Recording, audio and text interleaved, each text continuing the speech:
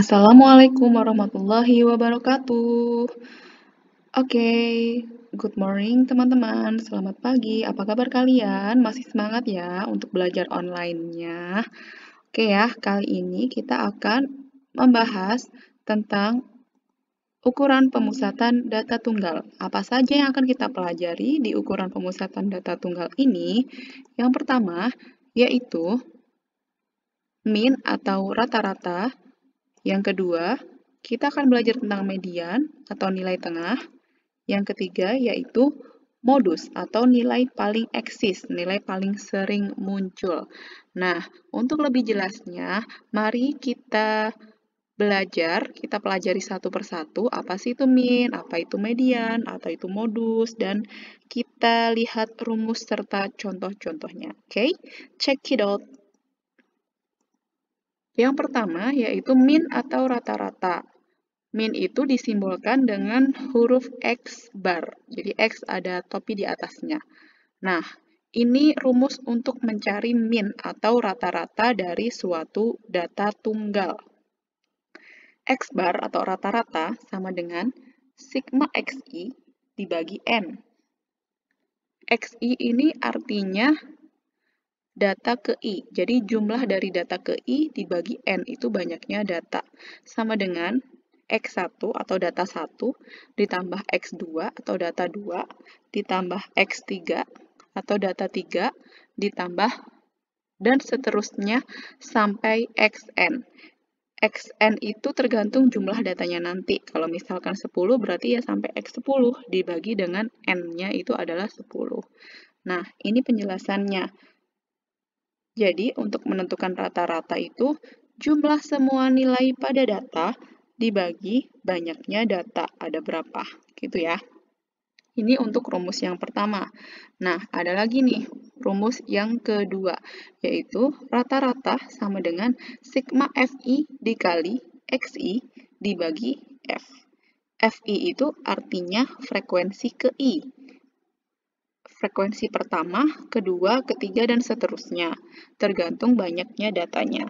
XI itu artinya data ke I, data pertama, data kedua, dan seterusnya. Dibagi F, F itu adalah frekuensi. Frekuensi itu sama dengan banyaknya data. Nah, seperti itulah kira-kira kita punya dua rumus mean atau rata-rata data tunggal ini. Nah, bagaimana cara membedakannya? Kita pakai rumus yang pertama atau rumus yang kedua? Yuk kita lihat contohnya. Sebelumnya, kita harus tahu dulu ada simbol yang berbentuk seperti E. E itu adalah dibaca dengan sigma. Sigma itu huruf Yunani yang digunakan untuk menunjukkan penjumlahan. Ibu rasa kalian sudah tahu ya, tapi untuk lebih jelasnya lagi aja. Yuk kita langsung ke contoh soal. Nah, ini contoh soal yang pertama.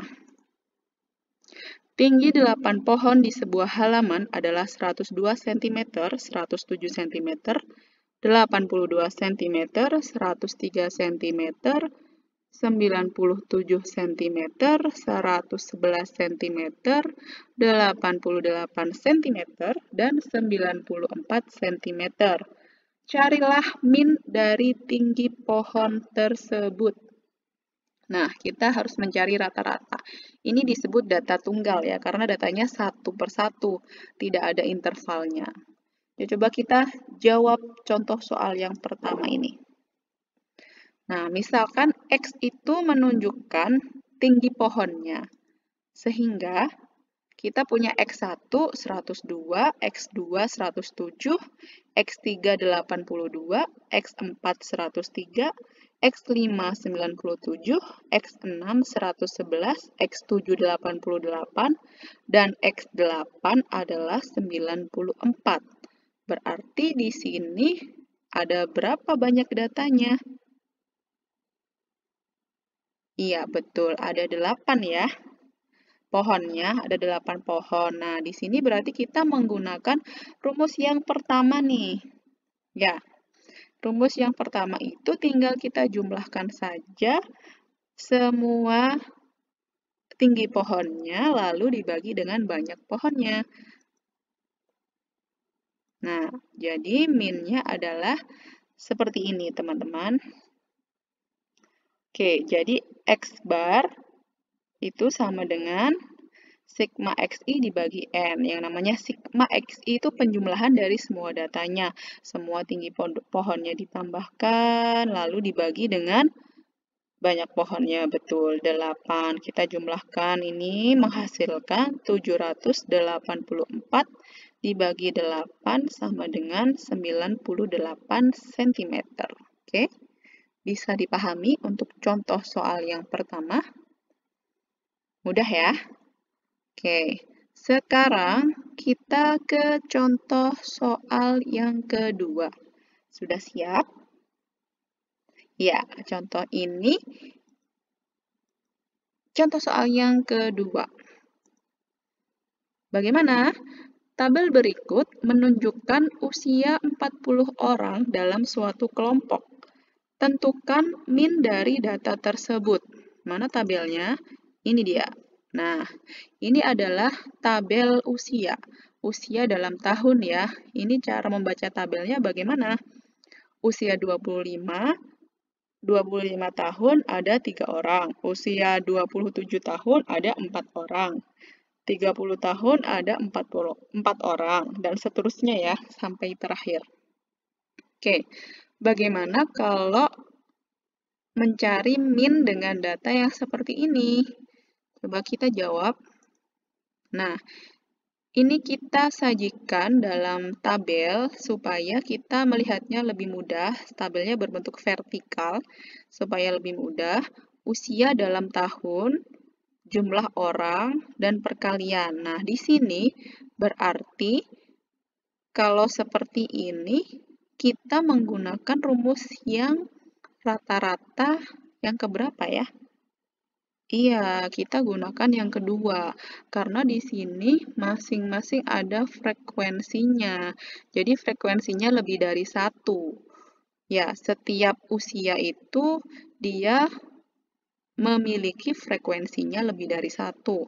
Kalau tadi yang jumlah pohon tadi kan 1 tinggi pohon, ya 1 aja pohonnya yang tingginya segitu, gitu maksudnya.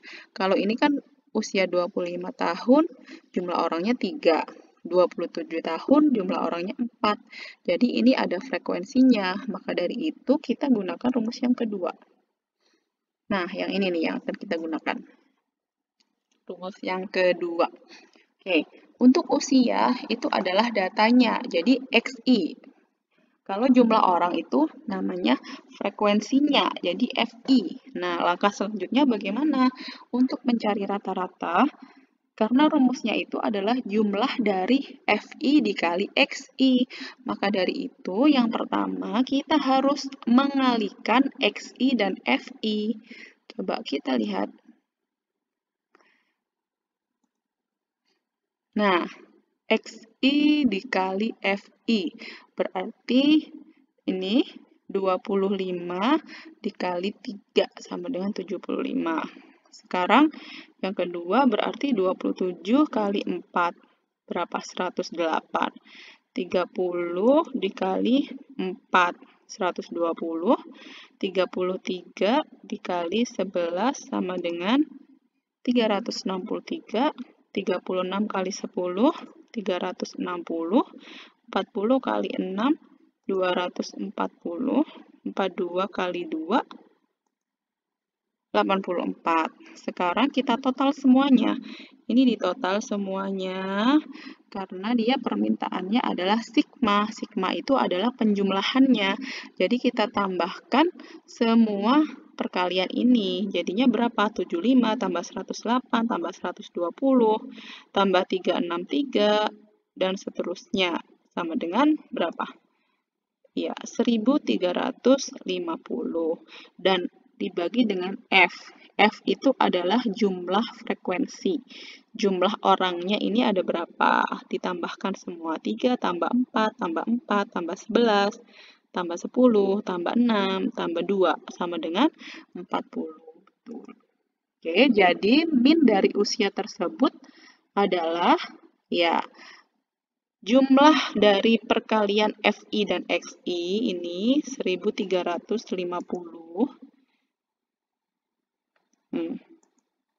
Oke, 1350 ini dibagi dengan 40 ini. Oke, menghasilkan 33,75 tahun rata-rata usia dari 40 orang tersebut. Oke, ada pertanyaan sampai sini? Tidak. Oke, kita lanjut.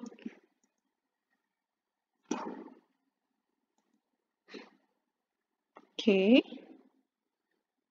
Ini bagaimana selanjutnya? Mengembalikannya.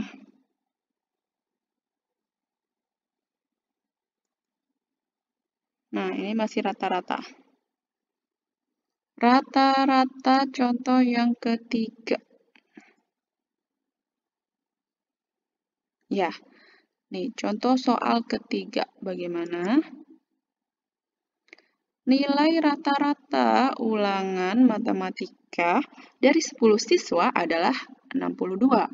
Jika digabungkan dengan 5 siswa yang lain, ternyata rata-ratanya menjadi 54. Nilai rata-rata dari 5 siswa tersebut adalah... Kita jawab bersama-sama. Nah, kalian masih ingat kan kalau rata-rata itu adalah jumlah semua nilai pada data dibagi dengan banyaknya data. Nah, di sini nilai rata-rata ulangan matematika dari 10 siswa adalah 62, berarti X-bar-nya 62. Ya kan, rata-ratanya 62. Banyaknya data berapa? 10. Nah, tapi kita belum tahu berarti jumlah semua nilai pada datanya berapa. Maka dari itu, kita cari dulu jumlah semua nilai pada data. Jika rata-ratanya 62, ya, jika rata-ratanya 62 dan banyaknya data ada 10. Maka gimana cara mencari jumlah semua datanya ini? Oke.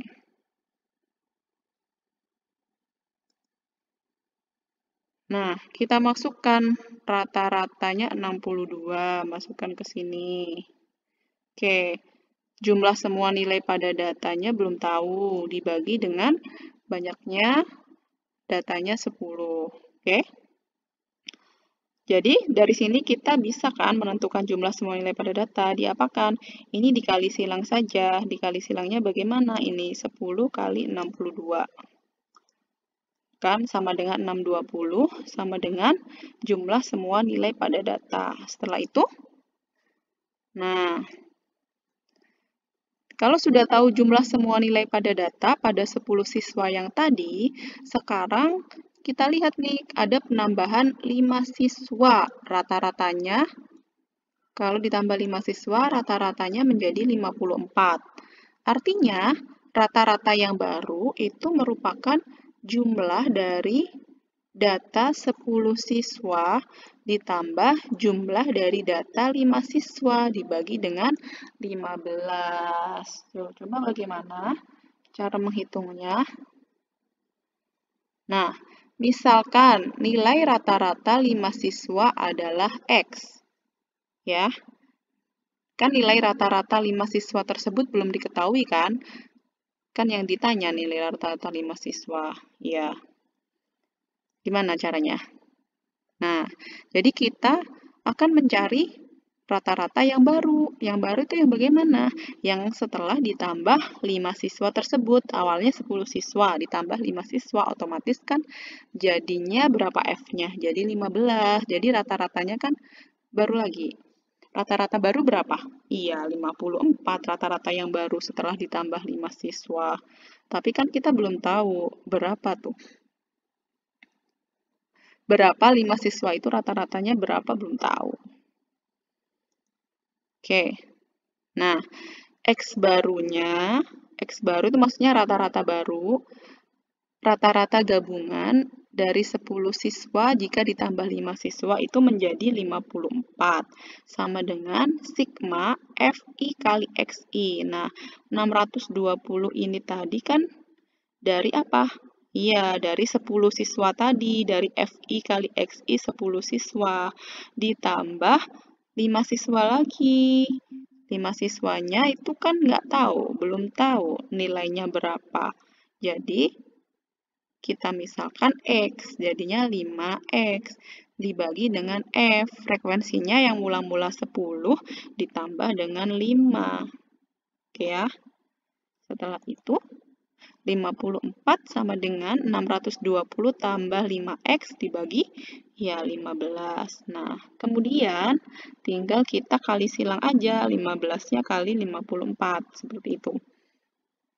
Nah kan, jadinya 620 tambah 5X sama dengan 54 kali 15. Oke, setelah itu 620 tambah 5X sama dengan, kita kalikan 54 kali 15 itu sama dengan 810. Jadi 5X sama dengan 810 dikurangi 620. 620-nya pindah ruas ya, jadi negatif. Jadinya 5X sama dengan 190. Jadi X sama dengan 38. 38 itu didapat dari ya 190 dibagi 5. Oke, seperti itu. Oke, untuk rata-rata sudah selesai ya. Duh, baterainya low. Oke, sekarang contoh soalnya sudah 3. Sekarang kita lanjut ke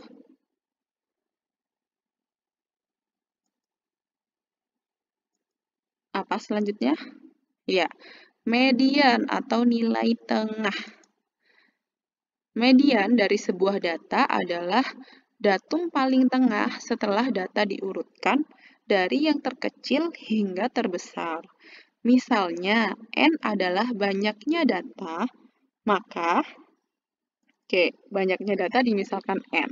Nah, di sini dibagi dua. Kalau N-nya ganjil, jika N-nya ganjil atau jika banyaknya data itu ganjil, maka rumusnya seperti ini untuk mencari mediannya, yaitu datum ke N plus 1 dibagi 2. Nah, bagaimana jika N-nya genap? Jika banyaknya data genap, rumusnya seperti ini. Median itu sama dengan setengah dikali datum ke N per 2 ditambah datum ke N per 2 ditambah 1.